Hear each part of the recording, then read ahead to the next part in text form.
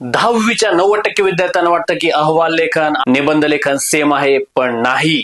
ही चूक करू नका. अहवाल लेखनाचा फॉर्मॅट वेगळा असतो. क्षेत्र भेटीचा अहवाल म्हणजे काय पानभर गप्पा नाही, त्या उत्तराला स्पेसिफिक स्ट्रक्चर हवं असतं आणि हे 3 मुद्दे आले तर तुम्हाला पैकीच्या पैकी मार्क मिळणार. मुद्दा क्रमांक 1 प्रस्तावना. यामध्ये प्रवासाचं स्थळ, प्रवासाचा दिनांक आणि प्रवासाचा हेतू आपल्याला लिहायचा असतो. मुद्दा क्रमांक 2 माहितीचं संकलन. त्या ठिकाणी आपण जाऊन काय बघितलं, झाडं, कारखाने की घरं. आणि मुद्दा क्रमांक 3 निष्कर्ष. यामध्ये आपण काय शिकलात. आणि मित्रांनो, सर्वात महत्वाचं, सगळ्यात शेवटी अहवालाला एक छानसं शीर्षक द्यायला विसरायचं नाही, जसं की माझी महाबळेश्वरची अविस्मरणीय स्थळ. जर तुम्ही शीर्षक नाही लिहिलं तर तुमचा अर्धा मार्क तिथेच कट होणार. मग पोरांनो, मार्क घालवू नका, आपला फॉर्मॅट वापरा. आणि तुम्हाला ट्रिपला गडकिल्ल्यावर जायला आवडेल की समुद्र किनारी जायला आवडेल हे मला कमेंट मध्ये सांगा.